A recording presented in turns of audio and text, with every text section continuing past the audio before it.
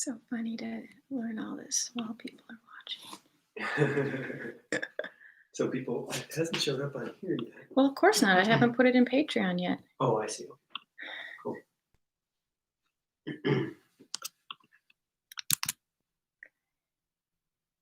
Oh, okay. Post title, live stream, cameras, lighting, eyes, tags. Oh, there we go. I already have one, which I'll have to delete later. I want public. I want to schedule it now, publish now.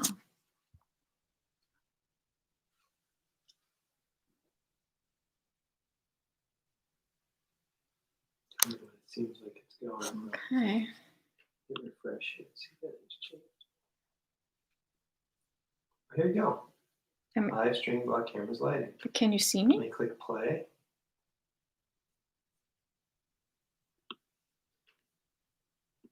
Okay, there you go. You're on there, so you can talk to people. Wait, you see me? Yeah, I see you on here. And there's a slight delay, but you have to. People have to refresh their screen for it to show up. So. Okay. Oh my God. Can you see yourself? Well, I think I have to go down to the YouTube page. I would tell people they've got to hit refresh. Okay. All right, hit refresh if you can hear me. Well, if they go to the Patreon to see it, then it might have to. So you're not getting an announcement. So I have to actually do an announcement, right? So send out an announcement. Yeah. So everybody gets an email. Yeah. Let me see if I got an announcement.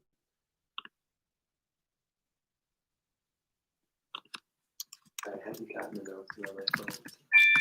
Oh, I just got an announcement. Oh, you did? Susan Lyons have shared live stream. Okay, so it already did it. Okay, we are learning so much. I was just about to send out a notification. Okay. Oh my God. This is making me so nervous. It's like so stressful getting ready for a live stream. Very first time we've done it. So this is why we haven't done it before, because we're stressed and there's a million things to do. So hi, everybody. We're going to get better and better and better at this. And look, I want to show, we actually brought down a really big camera. Go a little higher. But it worked at our house. It works on Zoom. It works on Zoom. And then when we got down here, we'll figure it out. Yeah. But we were going to have this really fancy camera so that Scott could like zoom in on things and do stuff. And he spent hours this morning figuring this out. But, we bought cords and then we get here and it just doesn't work. It doesn't work on YouTube. So, no, it will. It will work. And then my newer computer, which I bought for my online classes, did not want to do a live stream today. So we understand exactly how you guys are. Like, technology sometimes is not our friend and does not want to help us out. So I'm just gonna take a few deep breaths because I was envisioning one of those funny memes, like you guys recording, both me and Scott looking and going, we don't know, are we on, and then like having it show up somewhere. Okay, so hopefully we are live on YouTube. And we're live on Patreon. And so do people post comments on? Yeah, so we want to let you know, if you post comments on YouTube, it does not transfer to Patreon, but we'll look at both of them. And since this is our first one, we're not exactly sure how good we are going to be at doing it live, answering questions, but I do have questions that people wrote me before, so I will answer them. My God, I'm just still a little stressed out. All right. So the things that we're going to talk about today is lighting, cameras, how to store photos.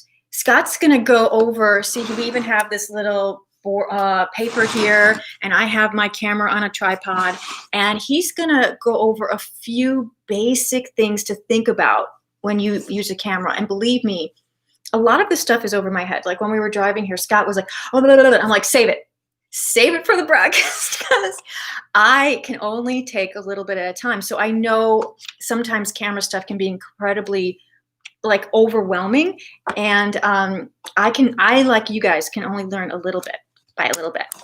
Okay, so I guess a lot of the first anything that I talk about today, I want you guys to know that tonight when I get home, I'm going to send out a post to everyone on Patreon with a screenshot or a link to any of the lights, any of the supplies I talk about, just some things, because unless you're taking notes right now, and maybe some people are coming in and out of this broadcast, this should be recorded. So hopefully that will get on. So if you miss something and want to watch it, so I will be sending out any sort of information, names, links to places to buy things or check them out.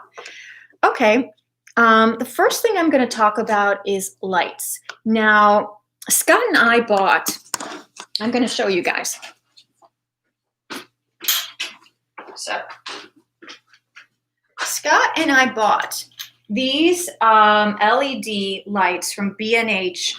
I mean, gosh, maybe we learned about these from a really great artist, Stephanie Birdsall. And so I think we've probably had these for like 4 years. And these are like the older version. So you can get newer versions of these LED lights. So I want you guys to see how thick they are. They're about, 3.5 inches thick, and they have these sort of panels. So when you pack it up in the box, you can kind of close up the panels. And these lights can go daylight or warm, cool. Once you turn it on, there is a display here, a digital display, and you can dim it or make it stronger. You can go warmer or cooler, and these are really great. And so this is what we use, I'd have to say 80% of the time. I use this for models. I use this for still lifes. I want you guys to see also that, and since we bought these about 4 years ago, the prices have come down, and you can get very similar things for half the price. They'll be thinner, they'll be lighter, and they'll be cheaper. But I will post a link. But if you want good lighting, go to B&H Photo in New York City. They have a great website. I want to show you guys. You see, I have another one of those lights up here. So this is called a boom, and you can get this boom, which is not expensive, and you can get different kinds. You can get ones that are more lightweight, ones that are heavyweight, and they extend really far into your studio. Perfect for when you have a model, because there's nothing worse than you having a model up on a stage and somebody gets the place where you're right next to the stand where the lighting goes. So I use that a lot for models. And sometimes I also use it, not sometimes, I use it a lot for when I am painting. So right behind this painting, you guys see, that's where I do most of my painting, and that's where I film most of my videos. So I'm in here by myself, trying to keep track of the camera and making sure things are in focus. And I'm sure you guys saw that making the museum boards video. I was tired and I wasn't checking the camera. So I was either off camera or I was out of focus, but I have to laugh at myself, and I'm not a perfectionist, so that's fine. So I will light myself up there to have extra lighting. That is something that we have learned a lot from filming, is that we have to have more lighting than we think. It's just you have to. And Scott will talk a little bit about that in a few minutes, about how important lighting is, and that even when you're taking like photographs of your work, it's just very important to have a long f-stop and all that stuff. I don't want to say it because I will say it wrong. Another thing that I will give you guys a link to is soft boxes. Now, before we had these LED lights, we had soft boxes that could be collapsible, and they'd have, I'm going to show you a really big soft box. So that is a really big soft box. That is a professional one. That's kind of expensive. But we have smaller ones, and they're lightweight. You can hook them up on booms, and I would use those for still lifes and models. And I'll send you guys a link to some really inexpensive ones on Amazon. You can get them or probably look for them on B&H too. So those are different things. The cool thing about a softbox is that it's actually more flattering. It has the feel of window light. So that's if you want just more of a natural lighting for your model, you use a softbox. If you want stronger light and you really want to see good shadows, then you would, just use these LED lights without any sort of something in front of it. What else should we talk about? Oh, Scott was going to, I'll also send you a link. People had asked about these LED flat panels, and I'm going to let's talk about them.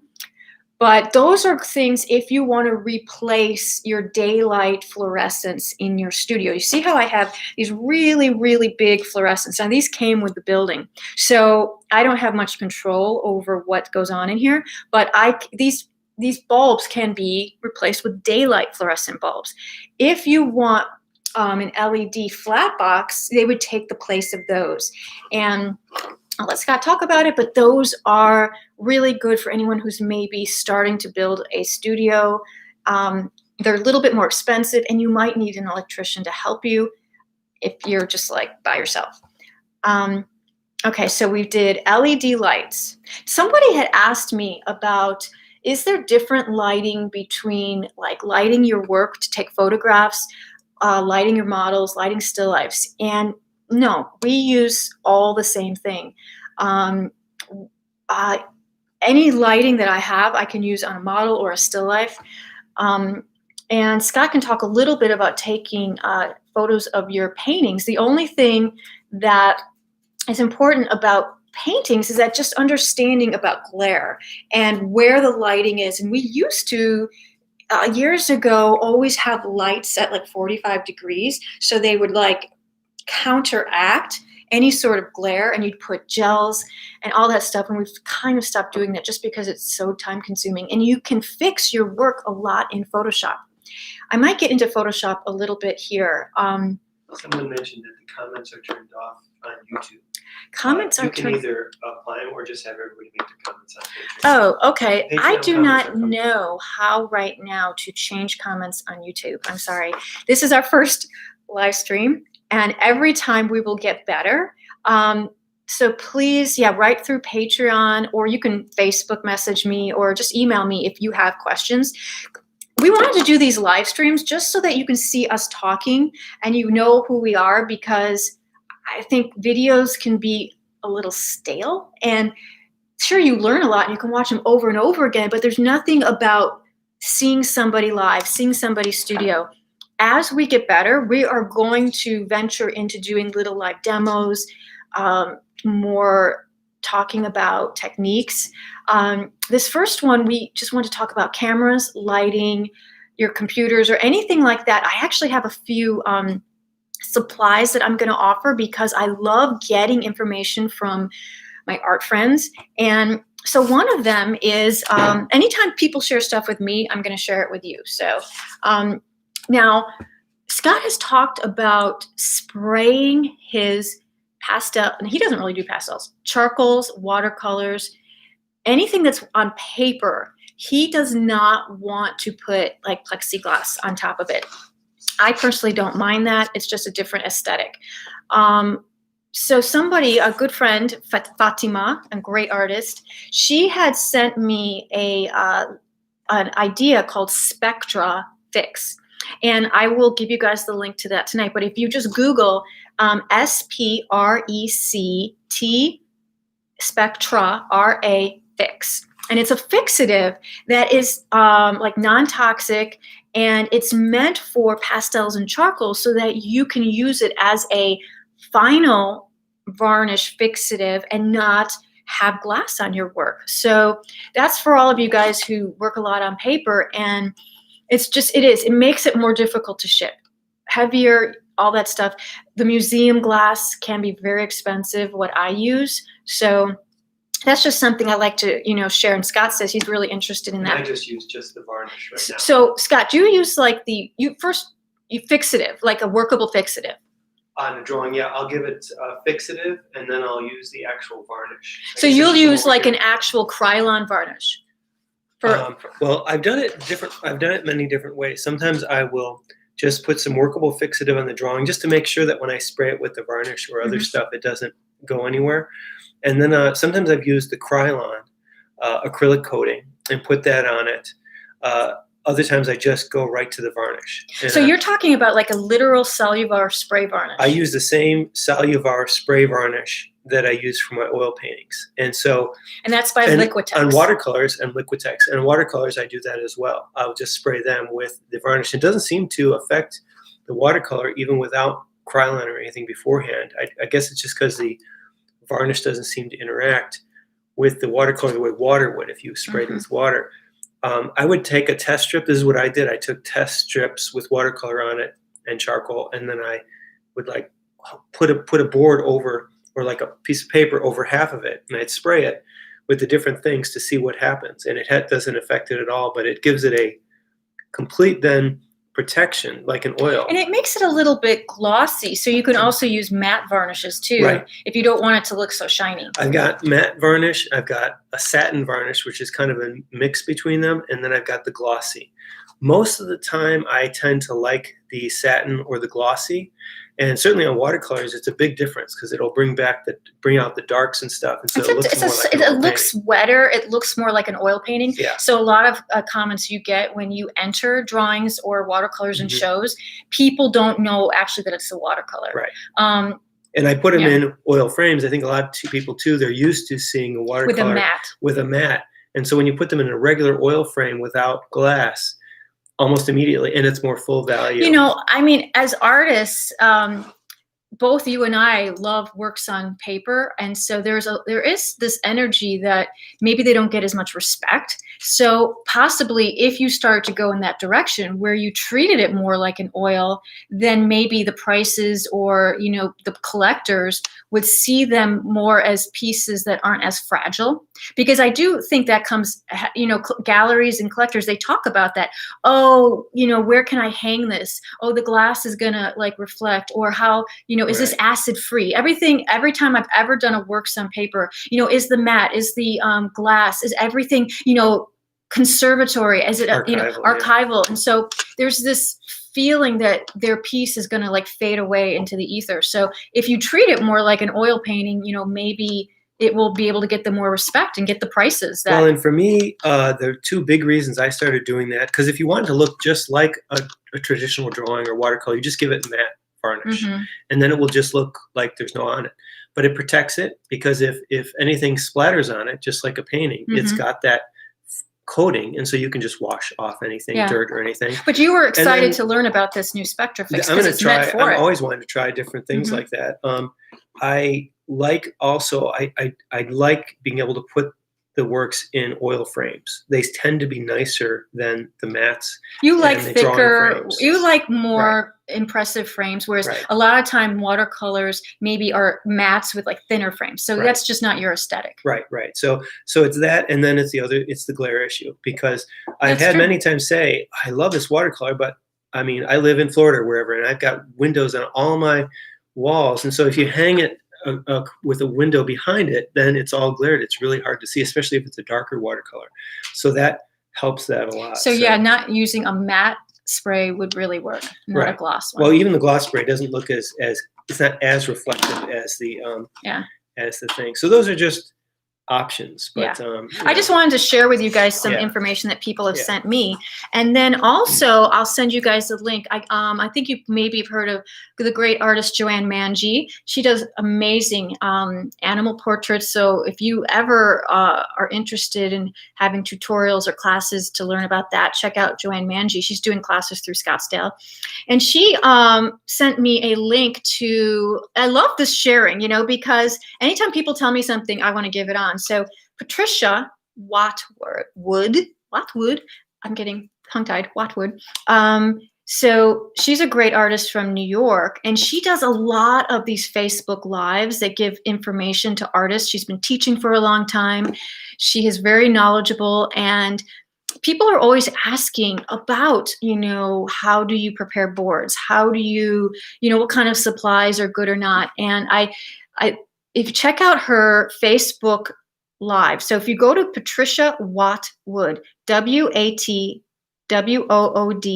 Studio. She has two different Facebooks. So when I went to Facebook, I first just typed in Patricia Watwood Live, and then that took me to a page with lots of her videos. But she's doing the videos under her, I think it's called Patricia Watwood Studio. And so that's where she's giving a lot of free information.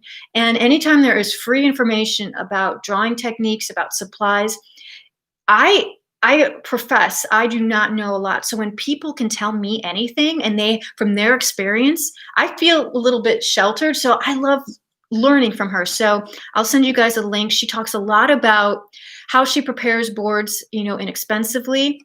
One thing she didn't mention in her video and that I use a lot is water-based polyurethane. And also it's a good idea. I think I'm going to do my own video about all the different gessos and oil priming that we use to work on different mediums, because I was joined in on the Putney Painters yesterday Zoom, and we were starting to have this long talk about papers and how to paint on papers. And some artists dip them in shellac, and how other artists seal them, because I love working on paper and I love painting on paper. There's the Arches oil paper, that's great, but we can make our own. So especially in these times when sometimes supplies are not that readily available. Okay, so another a link is my good painting friend Cheryl Otero, and she sent me a link, and I will send it to you guys. If you Google Asaro, so the great artist John Asaro, Asaro. If you just put Asaro and Loomis, Loomis. So, Andrew Loomis and John Asaro, two great teachers, two great sources. Someone made an app that unfortunately is only for iPhones or iPads, because I have a Mac laptops, but I can't actually get it on my laptop. So, it has this app that's amazing. What it does is it allows you to use planes of the head and different facial and ethnicity and lighting, and you can change it and morph it and use it. And I have an Android, so maybe hopefully someday they'll make it so that I can get it on my phone. So those are just three great sources, and I love getting new ones. So please, if you know of anything, let me know, and I will share with everybody. Someone also asked, they said that they take tons of photos, and how is it to store? Now, a laptop, when you buy a basic laptop, it comes with a certain amount of storage. Now, Scott and I tend to up that because we know how many photos we take and we know how many videos. So we usually get the biggest amount. And when you get camera cards, make sure. Now, Scott, if people, what's the largest, those little cards that go in cameras, what's the number? We use 128 So gigabytes. 128 gigabytes. And a lot of them come at 16? They might come higher now. So okay. Yeah. Okay, so Scott's saying that they might come higher, but a lot of cameras or camera cards you might see say 16 or 32. These are basic. You need to up it and get the highest you can. We use the higher ones. We use the higher ones especially because we're shooting a lot of video now. But even when you do model shoots, you might take 1,000 photos. Right. Well, in photos, even 1,000 photos isn't going to. When I put in my card in my camera, I format it at 128 gigabyte card. I can shoot 5,000 photographs with that one card. With HD video, I think it shoots about 3 hours of video. So those are things, but the cards aren't that expensive. So if you get a couple of large ones, and then we'll even use them if we need to transfer something from one computer to the other or send a video to somebody, we can just put them on the card and then move it to another computer. So it's mail it to somebody. Yeah, right. Or mail the card. Sometimes we'll just buy a small card, a 16. So I just want to give quick little tips. Get the largest camera card you possibly can. Now, also what we have done, and we've done for years, is we buy these. So what is this called, Scott? Is this just called a hard drive? It's a portable hard drive. A portable hard drive. An external hard drive. An external. Now this says My Passport Ultra. Now, how big is this? This one is 2 terabytes. This one's 2 terabytes. So that's I guess 1,000 gigabytes. is 1 terabyte. I mean, a lot of this is over my head, so that's why we're going to make some videos about this so Right. that you can listen to it over and over and over again. This live stream is just a taste. Now, if you look at this one here, I put a piece of tape on here, and it says my backup. So Time Machine Scott. So what this is when I plug, this one is just specifically for backing up my laptop. So when I plug my laptop into this, it'll automatically back up everything on there. So if my hard drive breaks, I've got everything that's on there. With the computer, the desktop computer we have in our house, I just leave this plugged in all the time. I have a 4 terabyte one for that because it's a bigger hard drive. And so that's always backed up. So no matter what, if like maybe our power goes out or something happens, it's a constant backup. Right. So that's something to think about. Now, we had issues where like things go bad. Even these things can go bad. So like maybe we bought one 10 years ago, maybe that's not working the way it should. We have to transfer all that stuff to new ones as technology gets better, as these get bigger and bigger. Now, what is the largest storage that you can get in one of these? Well, it keeps changing and getting higher. We have some 8 terabyte ones because some of the video, like especially for the documentaries I shot, I might have shot like 100 hours of high definition video. So what I do with these, we have like ones that we have all of our photographs and all of our paintings on. And I think I have 3 of those. So because those are very important to us. Yeah. So okay, let me repeat. You're going too fast. Sure. So what you're saying is that you put the exact same information on 3 separate, because it sounded like you just have 3 hard drives. We have about 40 of these. Yeah. So I don't want people to understand that we only have 3 of these. Right. So over the years, we keep buying them. And as we keep doing videos, we keep getting larger and larger ones. And we keep transferring old information to new hard drives. Now, what Scott's saying is that, say we have a photo shoot or a bunch of videos he knows are important, then he will have 3 new hard drives and put the same information on 3 and then put them in different areas. So maybe put them in his studio, put them in our living room, put them in a safety deposit box. Right. Because this is our livelihood. Yeah, because if your house burns down, even if you have it backed up on a hard drive, everything is gone. And like for a lot of us, all of our photographs from 20 years of traveling in all these countries, there's hundreds of thousands of photos from those would be more valuable than anything if we lose them. So I have a separate hard drive in my studio of all the photos and paintings and one in the house. And so it's very hard to keep always do that. Organized. Yeah. It really is. Even us. I mean, he's meticulous. He's anal about this. But it's just something to think about because, so once a month, I back up my whole laptop. I have it in my calendar. I just back it up. And he's constantly buying these new hard drives. So because they get bigger and bigger. People tend to just keep their photos in the cloud or whatever. I just want you to know that we have drawers and drawers of these hard drives, and we have to keep replenishing them. Now, when we were in India, I just wanted to say that something to think about is to have 2 cards in your camera, because a lot of these cameras have slots for 2 cards. The new ones, because what happened is we both went out shooting these young girls in these temples, and when we came back, immediately Scott takes the cards and puts them in the laptop and downloads them. He just does that. It's like he's just something he's so used to. You don't want to have to lose this card or whatever. All of it, we saw that photos from me on the camera. We had 2 cameras, so we had 2 cameras, so we saw on the back of my camera all the photos I took. Once he took the card out and he put it in the laptop, it was corroded, and we couldn't get anything out of it. So that whole day was lost for me. Luckily, it wasn't as important, but I mean, we went back to that same spot the next day. Luckily, we were both shooting. We were shooting, so we lost angles that Sue had, and Sue shot some of the girls on her own when I was shooting. So you do lose things, but now, like the videos when we record them, the video camera, the HD camera I have, you can put 2 cards in, and you can say record on both cards at the same time.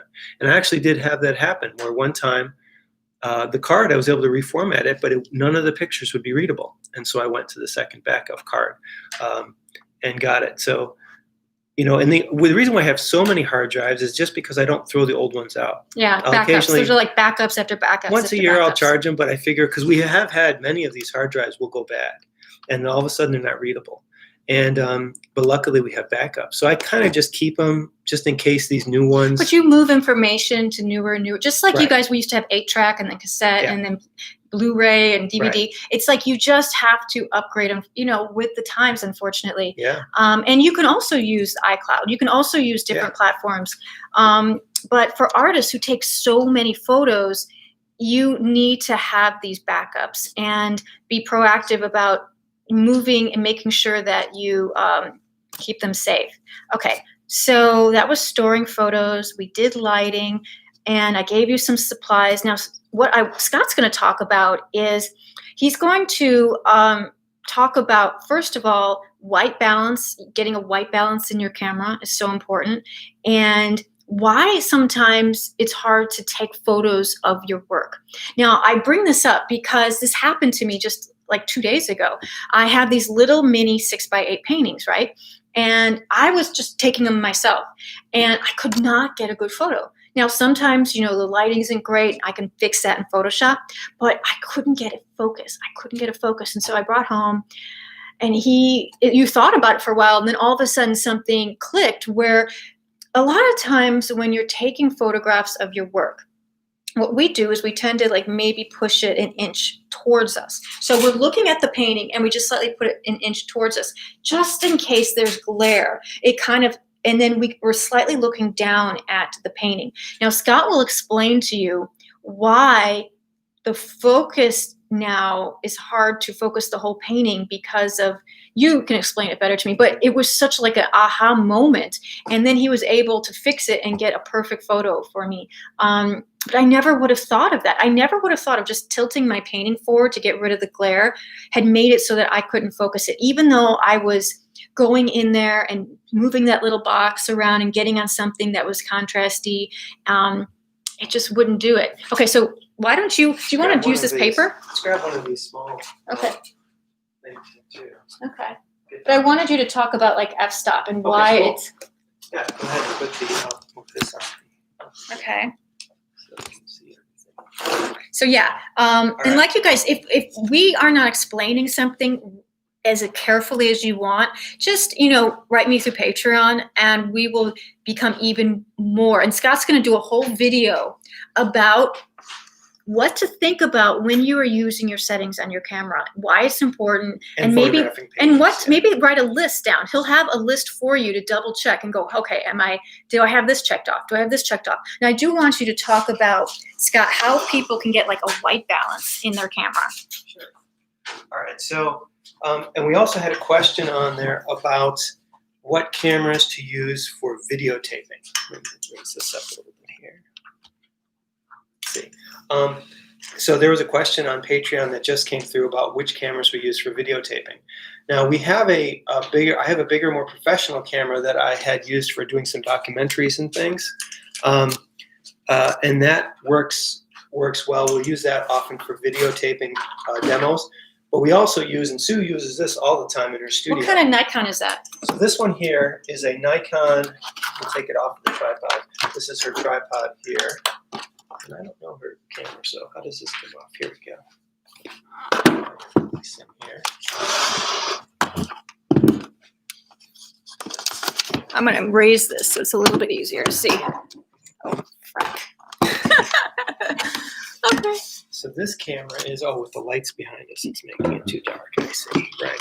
I want to just make it a little more level. Yeah, we got to get the lights out too because it's making it too dark on it. Shows up. Cool. Oh, that's not too bad.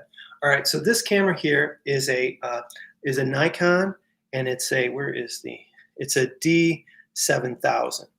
I'm using. It's a pretty old camera. Yeah, it's a pretty old camera, and I'm using one that is slightly newer, D7100, and that's still probably about 4 years old. No, even older. 5 or 6 years old. So the newer ones are going to be better. This camera we'll use a lot for filming videos too. We'll put it on a tripod. You can shoot HD video on the back here. It has the settings for going live and then shooting video. And this one actually does really good images. These SLRs. It only films for 20 minutes. Right. I won't even go to the details of why that is because it's a silly thing. But But so these can only film at 20 minutes at a time. So you got to set a timer if you're filming a demo. That happens to be And sometimes I get remind caught. yourself to keep turning them off. The other camera I can set and it can just film for 5, almost 6 hours straight. So you can just set it up and leave it. You don't need an SLR or one of those cameras. So many newer Phones. ones, well, for filming paintings and things. Phones can film HD video, but A lot of people only use their phones now. the difficulty with using phones is that you can't. It's very difficult to put it in manual and adjust your lighting and your focus. So as you can see, like on this is from the computer thing here, from Sue's laptop. As I tilt it up, see how when the lights get in there, it's making everything darker. Making you darker. Right, it's making the whole image darker, so it makes me too dark. So there's not a way that I can go in there and just adjust that manually. Now, as I come down here, if I come down to my shirt by itself, it's going to make things much lighter because it's assuming everything is 50% gray. And I'm going to go into that more in one of those videos on how the automatic exposures. But so that's the main advantage to this and a regular video camera is that I can put this in manual. And Show them where manual is. Manual is on top here. So we've got manual and then automatic and program and these other different settings in here. So I have it in manual right now, or Sue does. And so I can set my f-stop, which is how wide the image is on the front here. Don't go down here, go up here. I can set the f-stop, which is how wide or small is the opening of the camera. And I can set the speed of the camera. I'm going to put a few of these things down here. But that's kind of what I would look for if you're going to be, say, videoing your paintings or things. It's important to find a camera that allows you to do time lapse. Right, and then time lapse is another thing. So time lapse is for anybody that wants to start filming their work. Excuse me. It is the easiest way to start filming your work when you are a novice photographer. That's how I started. Mm-hmm. And what it does is you go in there, you program it, we'll show you how to do it, and you can set it for taking a photograph every minute. So, and you focus it. Every minute, every few seconds, or however long you want. I mean, I think if you're going to do a painting or something, every minute is about fine because you know your painting is going to be over hours. If you're going to do a drawing or a sketch that's over a half hour, an hour, you might want every 30 seconds or anything quicker.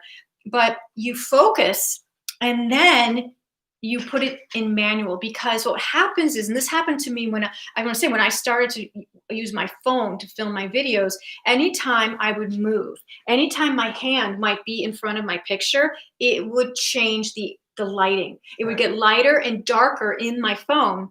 Just like Scott said, you can't control it. And it'll also often change the focus. So, and this is with video cameras too, some good tips for videoing your own paintings. So when I'm videoing us doing a painting or time-lapsing it or whatever it is, I set the camera up, whether it's this camera or a video camera. And nowadays you can get very inexpensive video cameras or cameras to do this with that probably I'm not up on. The main thing is, so say Sue is painting here. Okay, she's going to video this. I will set she's right-handed, so I'll set Scott, it up. nobody can see what you're doing. I'll set it up. I'll set it up to the left of the canvas. I'll set the camera up over here. You need to be if you're right-handed, you need to be over your left shoulder so that you're not creating a shadow, your arm in front of the camera. Right. So you guys notice that I tend to always film over my left shoulder. Right. And then also the thing to remember is if you're painting and you have the light coming from the right-hand side on your canvas, it won't bother you that much, but when you're filming it, it's going to be weird because your hand will come in here and then cast a shadow across what you're painting. So that's one thing, is how you light the painting. So you want to light it so that it's above you and probably and then to the side that the camera is, so that it's not going to push the shadow. So that's the first thing, is where you're going to light the thing. Now, what we do when we're filming something, I will have, say Sue's doing a drawing or a painting. Before I start, we put a white piece of paper, we do a white balance to get the white balance right. Or if we know what lighting we're using, we'll just use 5000K or whatever in the camera setting. Mm-hmm. All cameras have different ways of doing white balances. Now, the other important thing is we will put a finished drawing or painting something that is like you can do a photograph, a postcard, anything that the camera can focus in on. And that's what I was saying before, is like you do the focus, you take it away, and then you put it on manual so it doesn't change. Right. And sometimes all I'll do is I'll put up a piece of tape for the focus with a Sharpie with an X in there. So it won't focus on something that has no contrasty area in it. So that's the focus. And the other thing is we put a painting up if we're doing a painting so that we can see, is it giving us a lot of glare?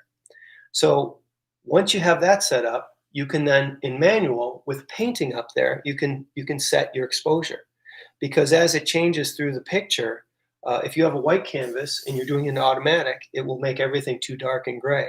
And then say you're having a painting with a black background, then you'll see in the video, it will make everything too light later on. Well, let me just explain that a little better, because this has happened to me. So there are times when I've started to try and film doing a still life. And this was even months ago, like maybe last summer. And I mean, I'm still new to filming. And so what would happen is, even though I would put a picture or a photograph or something for it to focus on first, maybe my canvas is white. So when I started to film, it looked okay. But then as I started to fill up the canvas, all of a sudden it started to change the lighting. Right. So I didn't understand that in the beginning. That was like, oh my gosh, if it adjusted for the white canvas or whatever picture, and then as I was painting, of course, it was changing. And it was getting darker or lighter or brighter. And then all of a sudden, when I'd look at the film later, I couldn't use it because either it was glary because I didn't understand the lighting, or it had changed the aperture or whatever, right. The exposure. So, and then the other important thing is when you're filming a painting, that's another reason why you want your focus to be set. Because as you go in there, your hand comes in, you'll see all of a sudden it'll focus on your hand and the painting will go out of focus. So you'll be going back and forth. You want it to be. So everything has to be in manual for those reasons. Now, I'm going to quickly explain to you how your automatic exposure on your cameras work, so at least everybody understands how this works. This is something I learned when after art school I took film and photography, darkroom and all this sort of stuff. And it was an interesting thing. They had us photograph a white piece of paper using the automatic exposure with our camera, a gray piece of paper that was halfway between black and white, and then a black piece of paper with slide film so that it couldn't be changed when they developed it. So we took all three, all you saw was the white, gray, and black. And what do you think happened? We could not tell in the slides which was the white piece of paper, which was the gray piece of paper, and which was the black. All three came out pure gray.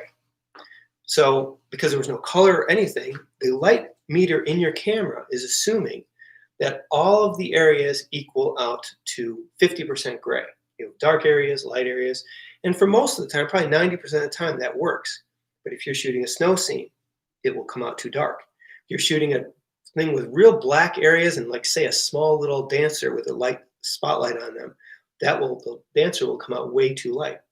So this is what your light meter is doing. So here is a box here that has. I guess I should do this bigger, huh? This bigger. So here is a box here, okay? And now this is something you're taking a picture of. Now assume, this is what your camera is assuming it is this is black, these are white. So this equals 50% gray, okay? So your camera will give you, if you're focused on this, the automatic exposure will give you the correct exposure for this. Your whites will look white, your blacks will look black, and everything else will come out right. If you have, say, a picture like this where there's only one square, that's black. So now it's only 25% black and the rest of it is white. So you have snow with like a little black bush. Exactly, yeah, a little black bush or something here. So now what your camera will do is it will expose it will expose this darker. Okay, so your picture will come out like this, where everything is kind of grayish. Now, if you have something that's pure all black with just a little bit of white in there, so maybe like a night scene with like a spotlight from a street light. Yeah, right. Even if it's a black wall, and you have a model standing in front of it, the model is going to now come out because it's going to try to make this all lighter so that this equals 50% gray. So the model will come out pure white. It's the problem you have when you have a window. and you have someone standing in front of it, all that light, you'll see how the person comes out black, really dark. And so just like what you just did when you put the camera exactly towards right. the lights. So knowing that, and then if you have one that's all black, and then all white, okay? All of these here should be, if you're under the same light and you have areas that have these different areas, these are all the same exposure for your camera. They should be exposed the same, okay? Because your camera doesn't know, oh, that snow scene is supposed to be white. Okay, now to me this is like a lot of talk, and I don't understand why it's important. The reason why it's important for shooting out in the spot, but people constantly have problem photographing their paintings because they use automatic exposure. So what happens is if you have a painting that is really high key and it's mostly white, your paintings, people are like, why did my picture come out so dull and dingy and dark and the color's bad? Because that's what happened. Tell me what f-stop, what setting I should put my camera in. Okay, so this, your f-stop will, now we'll go on to that. But this is just to understand. Oops, sorry. Oh, a beautiful drawing. Uh-oh. She's got lots of great drawings. Let people see them. All of a sudden, I didn't know that there was stuff. Maybe I can use the back of this. Well, let me just, They're not straight, so be careful. I'm gonna crown straight. Okay. All right. Because So, I need you to tell people that what to think about, because that's a lot of information now that this is can be something, forgotten. This is really just so that you understand basically what The cameras can't think. why the automatic exposure is difficult to use, especially for photographing paintings. And this is why you're learning how to use the manual settings. All right, so for manual settings, you have really three main ways of controlling your light. So you have the, let's say, f-stop, which is your aperture. Okay, so all that means is this is the front of your lens, okay? And then this is the opening on the lens, okay? Inside there, it's how much light comes in here, okay? Light. Okay. So this is your lens, and this is like how we know how the camera thing opens and closes. And so now this is your lens with the opening much bigger, okay? Like an iris. Right, so the iris, so it's larger. It actually lets more light in or less light in. So now this, when it gets down really small, this will be a smaller f-stop. So what would be considered a small f-stop? F-stop, okay? So it depends on the camera how small your f-stop goes. Better lenses will have smaller ones. Give me a number. So let's say this is like f 4.5. So that would be a low f-stop for something that has a lot of light. So this is letting less light into your camera. Because it's bright out. Now No, I need you to slow down, because this is confusing to me also. So say I'm outside and it's incredibly bright, and my lens is small because it doesn't need to be open because there's so much light. An f 4.5 is what I might be using. It really depends. Shush! Stop doing that. It depends. No, I want to. Oh my God! I'm just like you people. Like, stop doing that. Let me finish, okay? Because no. This goes together with your speed. Okay, so say this is f 16. Okay, so that's a high. So that's for when it's dark. So now. Oh my God! Is this backwards? Yeah. Oh well. All right. So, am I writing it backwards? No, they're seeing it backwards. But all right. Probably we can flip it when we post it. All right. So I won't write that as much. Now, so this is your aperture. This is how large the thing is. Now, the second thing that goes along with this is the speed. So I'm just going to repeat it. When there's a lot of light, extremely bright, my f-stop will be lower. When it's very dark, my f-stop will be higher, like an f16. But for either one, no. It's the other way around. If it's light, you'll be using. No, I did say that. I said it right. I said when it was very dark, your f-stop is higher. When it's very dark, your f-stop is higher. When it's very light out, your f-stop is higher. When it's very dark, your f-stop will be lower. But I thought you told me that this. Oh, I'm sorry. I got it wrong. See? There you go. See? Yeah. I'm so happy this is being recorded. It is really good that it's recorded, because I screwed these up. This is f16, smaller. Oh, you're kidding me. f16, and this is. Oh my God. This is I love it. 5.4. Okay, see, that's why I wanted to repeat it. No, thank you for repeating it. Yeah, I'm going too quickly here. Okay. We're not going to get So, everything yes. right now. Right. So Scott, this is the first time Scott's trying to explain it like this. So we will do a video that is so clear that you will not, and he'll be able to. So when there is a lot of light and you're extremely bright, your f-stop is larger. When it's dark and your iris is open and your lens is getting bigger, your f-stop is lower. So when you're looking in your camera, you guys, and you see that f-stop through the lens and you're playing with it, it's something to think about in the back of your mind. Oh, it's really dark. So I need to go lower. It's not really. That's not really the way it works. But okay, but see, I'm not. So you're explaining it to me. And this is how I'm hearing it. Let me continue. Oh my God, it's too much. We actually can't go on forever. Okay, let me just go quickly. All right, but it is confusing sometimes because the larger opening is the smaller f-stop. Okay, well, now the speed of the exposure is basically just how quickly it shoots it. So if you're shooting at 1 second, or if you're shooting at 1,000. But how do we get to know that number? Let me think. Okay, how do we know the number? So we know this number when you're in manual. You'll have on your camera, I don't know if you can see on my camera here, I've got two numbers here, okay? So on my camera, to the right, see it says F5. F5. And then to the left, it has the speed. Here. I think this one's at 40th of a second. Okay, so these are your two numbers, 40th of a second, and then F5. So that's giving me. So let's take that as an example. If you're using a 40th of a second, 1/40th of a second at F5.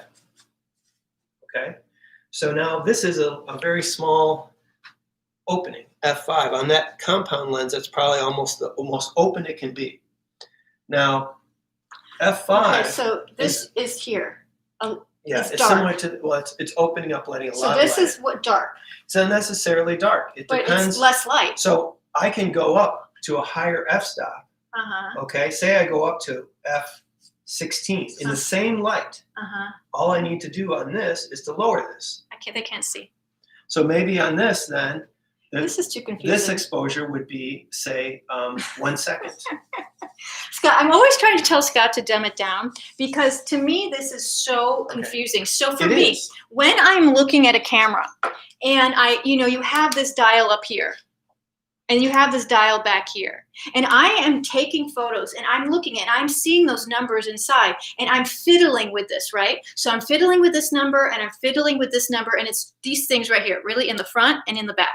And it's going high f-stop, low f-stop. And usually in these cameras, you see this bar that goes, you'll see it in the bar. It'll go to the right and it'll go to the left. It'll tell you if there's a lot of light or less light.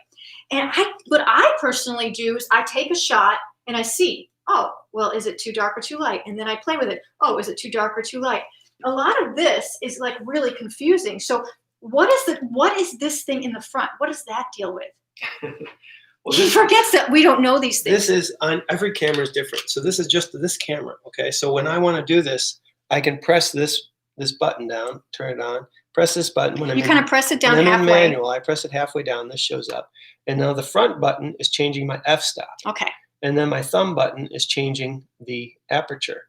Now, every time you go up. Is aperture this?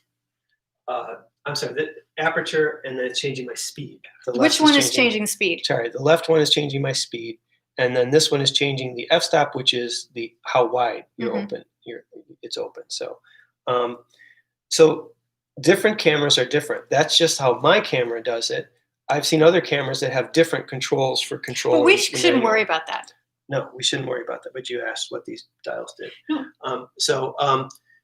Now the thing to remember is, for any light source that you have, there are so many different combinations to get the correct thing. So like I said, if you're at 1/40th of a second and f5, you can go up on your f-stop and then down on this. So basically, think of it this way: you're making the opening of your camera smaller, letting in. So if you go down as your f-stop goes up 1 stop, it's giving you half the amount of light. So if you go from f4.5 to like a f8, you've got half the light. All right. So to compensate for having half the light, your f-stop I mean, your speed of your camera, how long open it goes. If you leave it open twice as long, you've now got the same amount of And light. you use a tripod. Yes, you usually want to be using a tripod when you get down to those low things. So sometimes the f-stop, so as you go, now you could go smaller on your f-stop and then more light, smaller. That's why when I shoot my paintings, but yeah. That's why when I shoot my paintings, okay, I am generally shooting at 1 second or sometimes up to 5 second long exposures. You shoot under your fluorescent lights. I shoot under the same lights that I'm painting under, my 5,000 Kelvin daylight bulbs. And I put my painting on the easel, put my camera on a tripod, and then I put it in manual. I focus it and have it get focused and everything.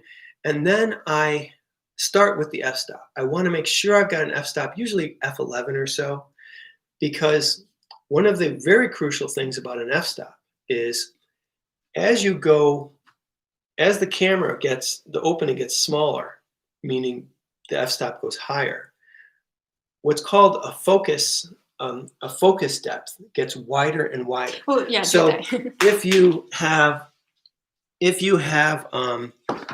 say you're at, now my 50 millimeter lens is what I shoot paintings at, because these compound lenses here, to zoom in with them means you have lots of glass inside of here. So each layer of glass makes it a little bit softer. Hard and to also, focus. Well, yeah, it makes it less sharp, even when it's in focus. And each layer also takes a little bit of light away from getting to the camera. And that's one of the reasons why your f-stop, this one, the lowest f-stop it has is, I think, 4.5. And whereas my 50 millimeter lens, I've got like a 1.4 is my lowest f-stop. It lets lots of light in. But I don't want to shoot at that low of an f-stop because this focus depth, when I'm at 1.4 or 4.5, the focus depth might be that much. So you're telling me that the camera would have to be here and the painting would have to be here? No, this is like on the painting. So say the painting is right here. Uh-huh. Okay, and you're focusing. So like you've done things where you shoot things and people in the background are out of focus. But then the thing that you're focusing on is in focus. And then you've had times too when you've accidentally, your camera is pointing at something in the background, but the focus, so everything in the background is kind of like what happened to my museum board video. Right. But everything in your actual subject is out of focus. So now, as you get to the lower f-stops, meaning your camera is really open and letting a lot of light in, the focus depth of that background and foreground gets smaller and smaller and smaller, okay? So when you're shooting a painting and you're shooting it's straight up and down, okay, like this. If it's absolutely straight to your framing it and it's absolutely straight on, when you focus on one part, the other parts will be in focus too. But if it's very slightly tilted, you're not quite exactly straight on. The parts and even as you go down towards the bottom, those parts can be a couple inches, even if it's a little bit. Depending how big the painting is. Right. And so if you're at the lowest f-stop, even a little bit off center on your painting will mean that whatever you're focusing on, like what Sue was trying to shoot this small painting. So it was really, she had a very narrow focus depth. So the fact that if it's tilted a little bit forward, the stuff at the top and at the bottom are both out of focus because one's in front of the focus plane and one's behind. Only that center part would be in focus, that center little band. So if you shoot at a higher f-stop, your focus plane expands. So if you tilt the painting forward, the front and the back are still in focus. So that's one of the reasons I shoot at the longer exposures, to make sure that I get that. The other reason I shoot at the longer exposure is because the last thing we didn't talk about is the ISO. ISO used to be called ASA. So that's, wait, what's that? Sorry, ISO. I was thinking you had ASA. I'm like, what? Yeah. And so the ISO is the sensitivity. It used to be actual film. They'd have an ISO, ASA. They'd have 200, 100, 400 speed. Oh, like the old-fashioned film. And they still have it in your cameras here. I've got in here, it says ISO on the back of my camera there. Let's see if we can see that here. So it says ISO, and it also goes from 100, 200, 400, 800. It goes up to like 3,000, I think. So that's making, when you're at 100, it needs more light. So you can't get the higher ASA, f-stops and stuff. So as you go to 200, it doubles the amount of light that it can use. So that's a third thing in here you could put in here. This F numbers, you would also have your ISO. That's something that's interesting, because we used to not have to think about that. Well, we had to think about it. You'd buy your film and you knew you were going to shoot photos outside, so you'd get a certain number. Well, sometimes we didn't know when we go on trips what it was. I would have different ISO films, and back then you'd actually have to rewind them. And I was actually practiced at, if we went inside, like an interior, like of a Templar's church or something, I would actually rewind the film, counting. I had shot 8 photos on this, and I would count and feel until I heard the film come off the sprockets, but I didn't want to roll it all the way inside because I couldn't get it out. And then I would take that film out, put it in a canister, and I'd put the 1,000 speed ISO in the camera, shoot that. And I was always switching back and forth. At that time, Sue wasn't using the camera as much. Because we only had one camera. Right. And so, but now you can just switch right between pictures. You can go higher speed. Okay. Now, one of the reasons why, so why not just always put it at 3,000 is because as you go higher with your ISO from 100 to 400 to 800 to 1,000, the picture gets more grainy, more artifacts. In the old camera, it was grainy, in the actual film. It would become much grainier, but not as sharp. And it's the same with the digital cameras. So when I shoot my paintings, I want to be at 100 ISO. So I get the sharpest, smoothest, clearest picture. So the fact that I'm shooting at 100 ISO and at a higher f-stop means that I have to then up the speed of the thing. So I'm usually shooting at 2 seconds or 3 second long exposures. Now, when you're shooting at that long of an exposure, you can't just press down this and take the picture. Even on the tripod, your hand might slightly jiggle it. So what I do is, in my camera, I have different functions. You wouldn't be able to see them up here, but I have single shots and then multiple shots, and then I have a timer on here. So I can set the timer in the menu so that when I press it down, the camera, you can set it at different intervals, but I have it set 5 seconds after I press this button down and take my hand away and make sure there's no jiggling, it'll automatically take the photograph. Just like you do when you set up your camera to take pictures of like a group photo and you want to run in and be in the photo. So the old cameras, I used to have a cable release, which I would press to take the photo so that I wasn't jiggling the camera. But nowadays, you can just use the self-timer. So I think we should recap, because you're going to do something that's so clean and visual, and you'll probably put stuff in Photoshop to actually understand. Because what I would love for you to do is have maybe 2 or 3 different paintings. One that's really high key, one that's super dark, and have maybe one that's really tiny, and take photos of each one of them and tell people, now this is the f-stop and the speed and the ISO that I'm using for this. Now, it's just what works for you under your lighting, under your camera. And then people can at least then get the idea, like, oh, okay, those are the numbers. My painting fits in more with the dark one. He's using that f-stop, that speed, and that ISO. Okay, so to me, what I've learned is that you take your camera, photos of your paintings with your 50 millimeter lens. Because and you can take them with these too, the other cameras too. It's just it might not be as sharp. Right. I use that one. So these are things, and especially because I had issues with getting sharpness. And this is the lens that I use most of the time on my camera. It wasn't as much, that issue was more the fact that I had it tilted. Of shooting at such a low f-stop. Right, and I had it tilted, which I didn't understand. Now, when I take photos, I tend to just play around a lot. I look at the f-stop, I look at the other different numbers, but it's good to get this stuff in your head, and we'll do a lot more visualization because we need to kind of wrap this up. It's a lot to talk about, and Scott hasn't really talked about this before, so it's sort of like all over the place. And you could go onto YouTube. If you want to understand f-stop and stuff, there's so many good videos on YouTube about these basics. There's a lot of people do just this. And it's important to understand why these settings are important. So like you think, well, why with the ISO? Have you ever, I've gone, like, when we shot photographs in Lexington at this wonderful Lexington, Kentucky, of this wonderful horse race track. And they had let us stay there for a week at a house they had on the grounds, and we would photograph. Now, Sue was taking photographs. And Photographing the horse racing. The horse races. We would shoot when the actual race happened, but also for practices. And this is where manual was very important, because it was sunny. There was lots of light.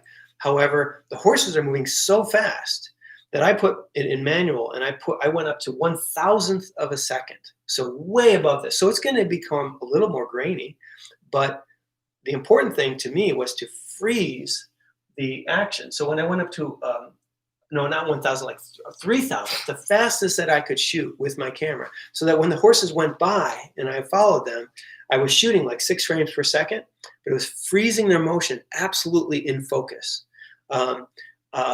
The background went out of focus, but it didn't matter because it was just the horses. Now, when Sue shot him with her camera on automatic, her exposure was good. It was the same as mine. The automatic did fine because it wasn't too dark or light, but the horses were all blurry. Their legs and everything were moving so fast. So that's one of the reasons why when you're in manual, you can decide what's the most important to me. If it is, your light, your f-stop, for a painting, it will be different. Now, for all exposures, there's many different choices you can make between these 3. So understanding these, and I can't give you everything in this video. We'll try to figure out some really basic things. And you need to do it for someone like me or someone who can only take in a tiny morsel at a time, because a lot of this is over my head. And I take photographs all the time. So I'm just a step above somebody. I'm not your level, but I think that we have to really be basic and say, okay, we're going to take a picture of this painting. These are the numbers, and then you can do a little explanation of it. Mainly what I want to do here is just give you an idea of the possibilities. Yeah, and that there's all these numbers to think about. And that. But go on YouTube. We'll do more videos, but go on YouTube and just, Google, the basics of your camera and settings. Your particular camera, right? There are YouTube videos on every individual camera showing you the settings, but then also go on to ones to learn. I learned this in school. Before we go on, when you want to take video of yourself working, I'm going to take a look and see if there's any questions here. With what's it called again, where you just take it every minute? Oh, time lapse. Time lapse. So you want to start off with time lapse. You want to focus in on something, and then you need to change it into manual, because if you're moving back and forth, we don't want the lens to go in and out of focus. Shoot over your left side if you're right-handed. Make sure the lighting is coming from that direction. Make sure you have enough light, because I also have had issues where we have filmed me painting and the lighting was just not strong enough. And my painting looked grainy and didn't look that good. God, I feel exhausted. To me, all of this is really overwhelming. And I know it's overwhelming for a lot of people. So what I'm going to do is I'm going to make sure Scott does small little videos, that are like 5, 10, 15 minutes, only focusing on one thing and trying to explain that one thing, because it can be compiled when it's like, well, if you do it outside, or if you do it indoors, if you do a horse and you're like, oh my God, I'm going to kill myself. So we understand. I at least understand. Okay, before we go. One quick question they had is, where do you put your lights to shoot a painting? I put them above, and I want you guys to see. You see where that that is above over my left shoulder. So I have lights that are coming from above, actually from both sides. But then I have a strong light coming down over my left shoulder. Remember, because if I'm standing here and I'm painting, I don't want, the shadow will be hitting the painting going away from me on my right. And always putting my arm up, if I filmed or shot light over here, I might create shadow over here. So it just depends on if you are right-handed, left-handed, but have as much light as possible. It's going to help the quality of your pictures. So before we go, we want to show you some art.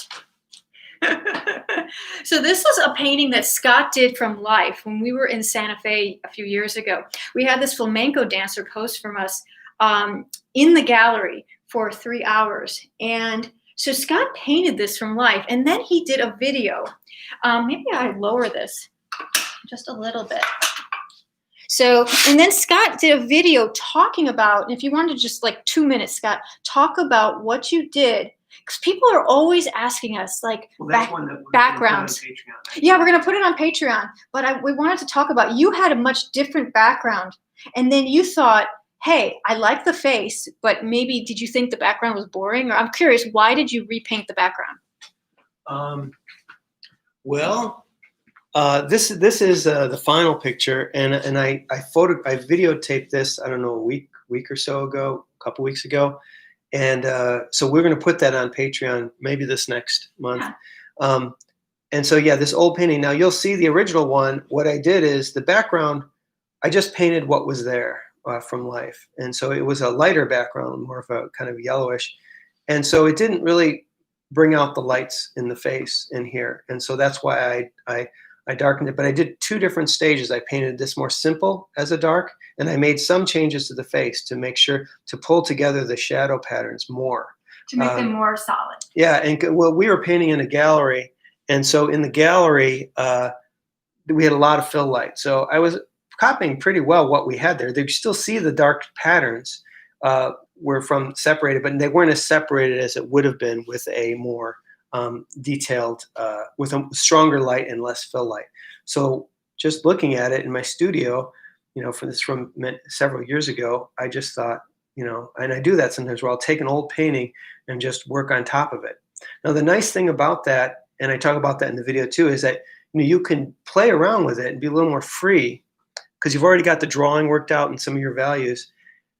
And then if you don't like what you've done, you can just wash it all off with mineral spirits and you'll have your original there again. So I won't try and go into details because it's easier to see it when you see the video. It's just the idea that you are painting over an old painting and just playing around with the background, because sometimes we have these paintings, and we both have done this, where we have taken a painting that maybe has even gone to a gallery and come back, and then all of a sudden we are like, have this revelation that we go, whoa, I really need to make that background darker. Or why didn't I think of this? Why didn't I put some really strong color in the foreground? I mean, so things sometimes come to us like a year or two later. And before we go, I want to thank everybody for joining us. And like I said, we're going to get better at this. Scott and I won't yell at each other so much.